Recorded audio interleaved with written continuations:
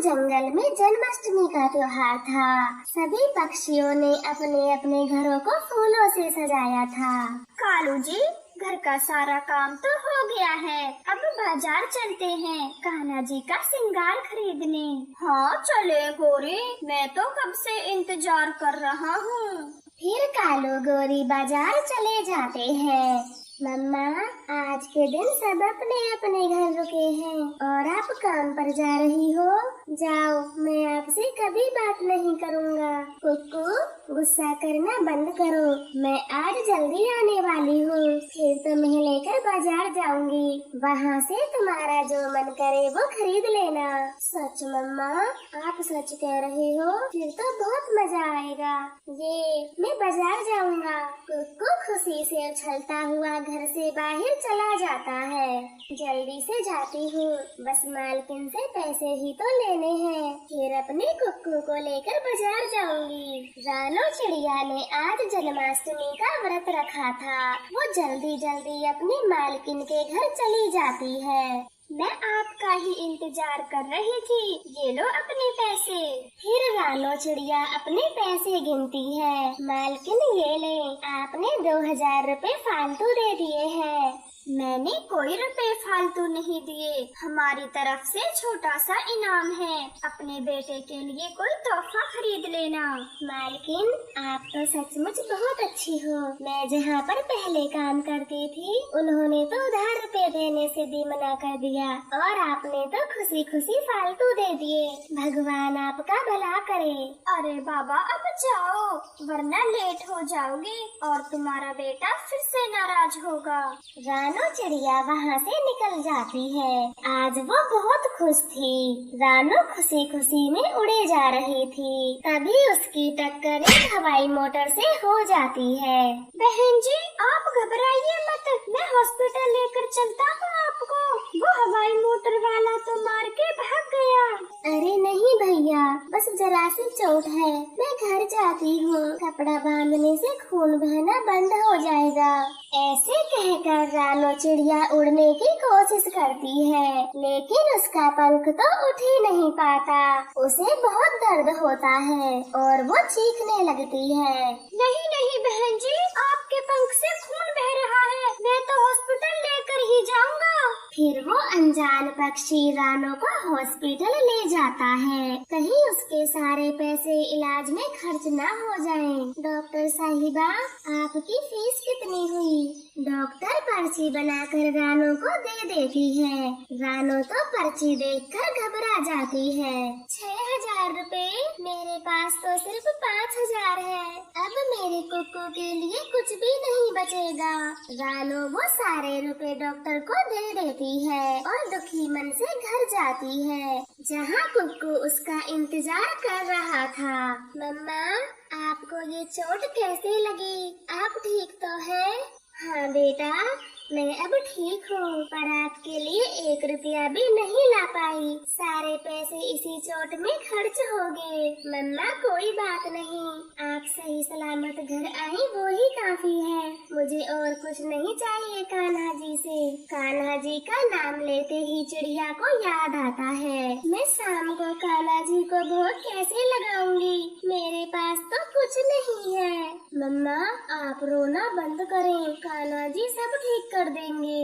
वो दोनों ऐसे बातें कर रहे थे, तभी वहाँ कुक्कू के दोस्त आ जाते हैं। कुक्कू, हम कब से तेरा इंतजार कर रहे थे, चलो अब बाहर खेलने चलते हैं। नहीं, मेरी मम्मा को चोट आई है, मैं आज कहीं नहीं जाऊँगा।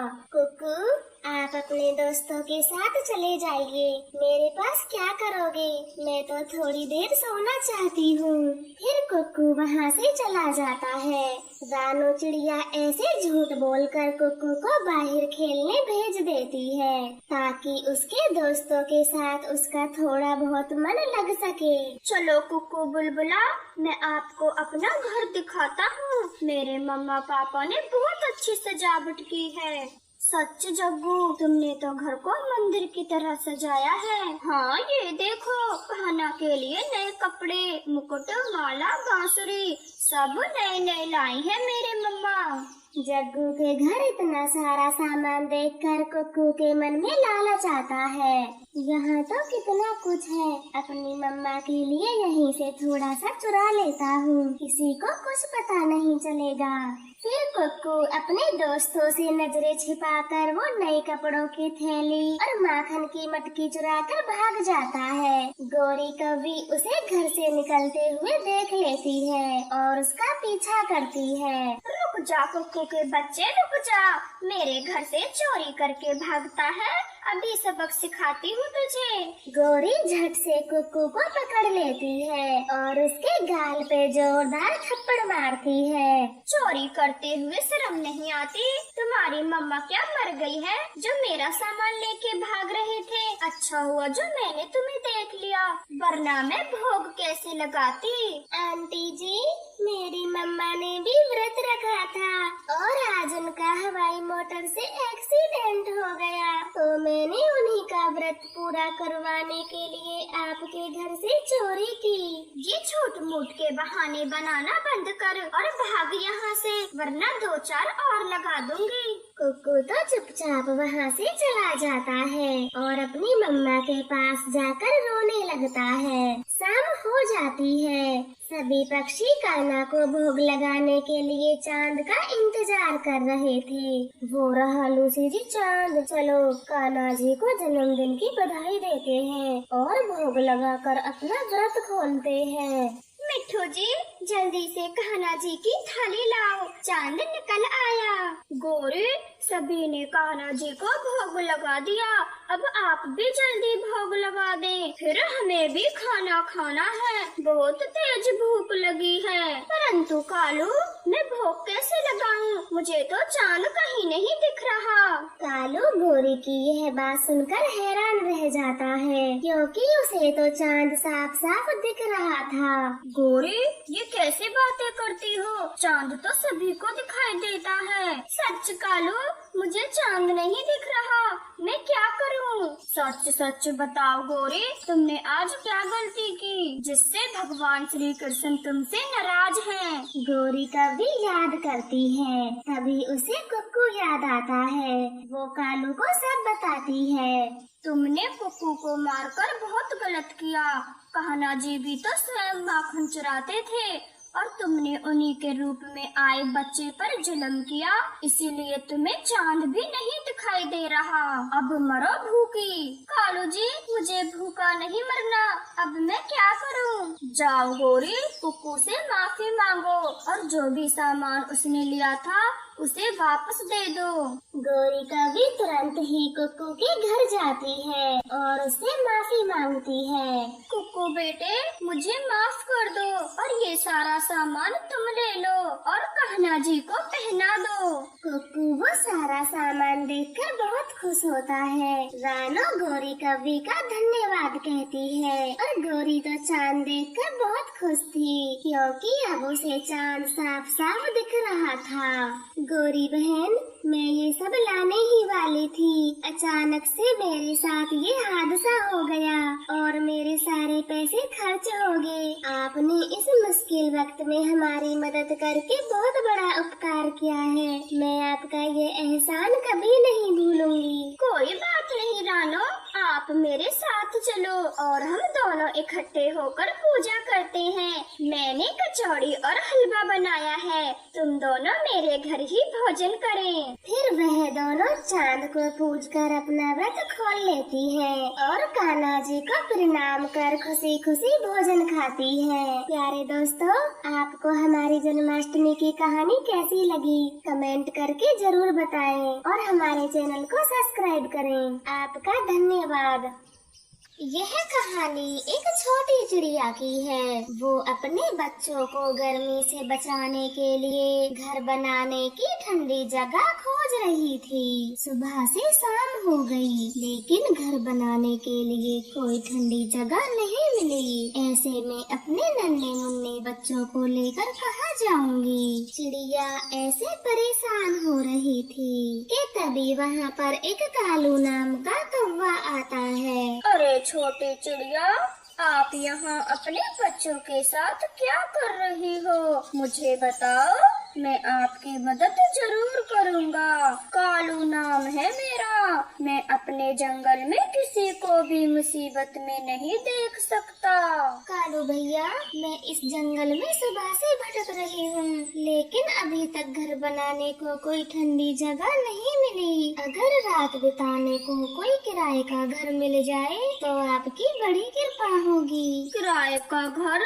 मेरे होते हुए आपको किराए के घर में रहने की क्या जरूरत? आप अपने बच्चों को लेकर मेरे साथ मेरे घर चलो। आप कितने नेक दिल पक्षी हैं, वरना मुझे लगा था कि मेरे नन्हे मुन्ने बच्चों को बिना घर के ही सोना पड़ेगा। ऐसे बातें कर चिड़िया अपने बच्चों को लेकर कालू कौवे के साथ उसके घर चली जाती है। कालू जी, एक साथ 4-4 बच्चे कहाँ से पकड़ लाए और इनके साथ इनकी मम्मा को क्यों लाए हो? गोरी, ये चिड़िया हमारे जंगल में नई आई है और किसी को भी नहीं जानती। रहने के लिए खुद का घर भी नहीं है इसके पास, तो मैं अपने साथ ले आया हूँ। कालू जी, ये तो आपने बहुत अच्छा किया जो इन्हें आप यहाँ ले आए। मैं अभी जाकर ये खुशखबरी चील को देकर आती हूँ। आप तब तक इनका खूब ख्याल रखें। ऐसे कहकर गोरी कौवे वहाँ से चील के घर चली जाती है। अब यहाँ खाली हाथ क्यों आई हो? ठीक से सुना नहीं था कि अगर खाली हाथ मेरे पास आई तो मैं तुझे ही मार कर खा जाऊंगी। चील जी, मुझे अकेले को खाने से क्या होगा? मैं तो आपके लिए 4-4 बच्चों का जुगाड़ करके आई हूँ। क्या कहा? 4-4 बच्चे, वो भी मेरे लिए? देखो गोरी कौवे, ये मजाक का समय नहीं है। मेरा दिमाग पहले से ही खराब है। कहीं तो झूठ तो नहीं बोल रही? झूठ बोलूं तो मेरी जुबान ही चल जाए। मैं तो सच में आपके लिए 4 बच्चे पकड़ कर लाई हूँ। आप बस मेरा इनाम तैयार रखना। तो ठीक है, अब उन 4 बच्चों को जल्दी से मेरे पास भेज दो और ये लो तुम्हारा इनाम। पहले से 2 गुना ज्यादा है।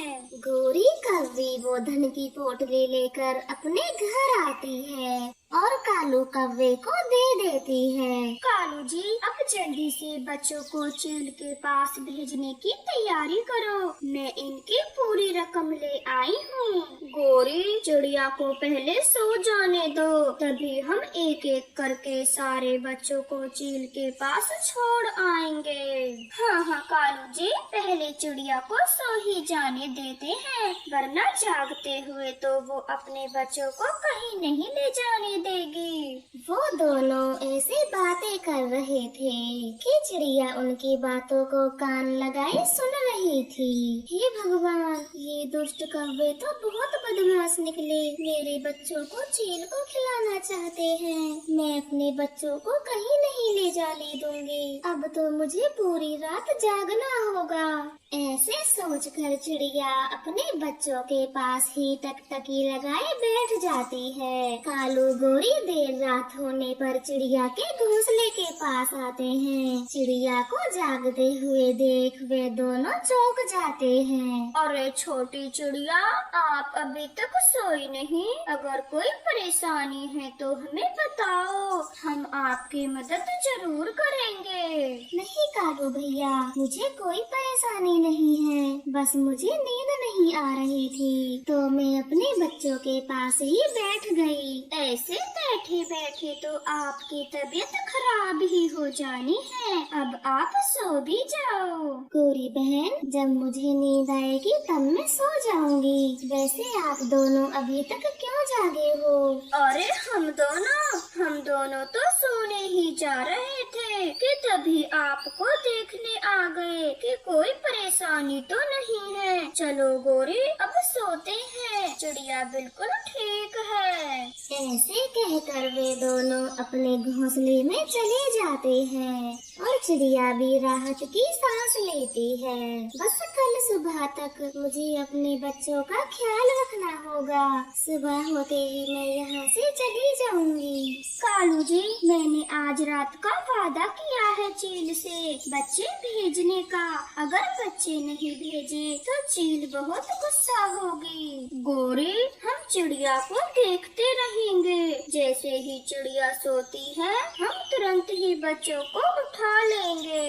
इस तरह से वो दोनों बार बार चिड़िया को छुपकर देखने लगते हैं, लेकिन चिड़िया तो सो ही नहीं रही थी। कालू जी, मुझे तो बहुत नींद आ रही है। आप ही चिड़िया के सोने का इंतजार करें, तब तक मैं थोड़ा सो लेती हूँ। गोरी, नींद तो मुझे भी आ रही है, पर पता नहीं ये चिड़िया कब सोएगी। ऐसे बातें करते हुए वो दोनों तो सो जाते हैं, लेकिन चिड़िया तो एक पल के लिए भी नहीं सोती और सुबह हो जाती है। गोरी, मुझे तो लगता है चिड़िया रात भर नहीं सोई। हाँ कालू जी, मुझे भी ऐसा ही लगता है, परंतु अब आप चिंता ना करें। ये चिड़िया अपने चारों बच्चों के लिए दाना लेने तो जरूर जाएगी। तब तक हम इसके बच्चों को चील के पास पहुंचा देंगे। अब वो दोनों चिड़िया के जाने का इंतजार करने लगते हैं। इधर चील को गोरी कव्वी पर बहुत गुस्सा आ रहा था। ये गोरी कव्वी तो रात को ही बच्चे लाने वाली थी। लगता है मुझे फिर से पागल बनाया। अगर ऐसा हुआ तो मैं इस बार छोड़ूंगी नहीं, खून पी जाऊंगी दोनों का। ये कहकर चील गोरी कव्वी के घर जाने के लिए निकल जाती है और कालू कौवा चिड़िया के घर से जाने का इंतजार कर रहा था। चिड़िया, आप बेफिक्र होकर भोजन लेने जाओ, मैं आपके बच्चों का पूरा ध्यान रखूंगा। मुझे पता है बदमाश कौवो, मेरे जाते ही मेरे बच्चों को चील के पास पहुंचा दोगे, पर मैं तुम्हारी बातों में नहीं आने वाली। मैं अपने बच्चों को छोड़कर कहीं नहीं जाऊंगी। छोटी चिड़िया, क्या सोच रही हो? क्या आपको हम पर भरोसा नहीं है? हमने तुम्हें रहने को घर दिया, तो क्या आप हम पर इतना भी विश्वास नहीं कर सकती? नहीं नहीं, ऐसा नहीं है, मुझे आप पर पूरा विश्वास है, परंतु गोरी दीदी, मैं अपने बच्चों को आपके पास नहीं छोड़ सकती। लेकिन वो क्यों चिड़िया? क्योंकि मैं अपने बच्चों को भोजन खोजना सिखा रही हूँ, इसलिए मैं इन्हें अपने साथ ही ले जाऊंगी। लेकिन ये तो अभी बहुत छोटे हैं और आपको इन्हें उड़ना नहीं सिखाना चाहिए। हाँ, मुझे पता है, ये अभी बहुत छोटे हैं, परंतु अभी से सिखाऊंगी तभी जाकर ये कुछ सीख पाएंगे। ऐसे कहकर चिड़िया अपने बच्चों को लेकर वहाँ से चली जाती है और कुछ देर बाद चील कालू कव्वे के घर आती है। कालू गोरी तो चील को देखकर बहुत डर जाते हैं। गोरी, कहाँ है तुम्हारे चार चार बच्चे? जल्दी से मुझे बच्चे दो, वरना तुम दोनों का खून पी जाओगी। चील जी, बच्चे तो चले गए हैं। चिड़िया अपने बच्चे को लेकर उड़ गई। क्या कहा? बच्चे चले गए? मैं तुम्हें छोड़ूंगी नहीं। तुमने मुझसे झूठ बोला है, कहीं कोई बच्चे नहीं थे। अब मैं तुम दोनों को ही खाने वाली हूँ। नहीं नहीं चील जी, हमने झूठ नहीं बोला, हमारा यकीन करो। बच्चे चले गए हैं, हमें माफ कर दो। हाँ चील जी, चाहो तो तुम अपनी पोटली वापस ले लो, पर हमें मत खाओ। कृपया कर हमें छोड़ दो। इस तरह से कालू गोरी चील से खूब मिन्नतें करते हैं, अपने जीवन की भीख मांगते हैं, लेकिन चील उनकी कोई बात नहीं सुनती और उन्हें मार देती है।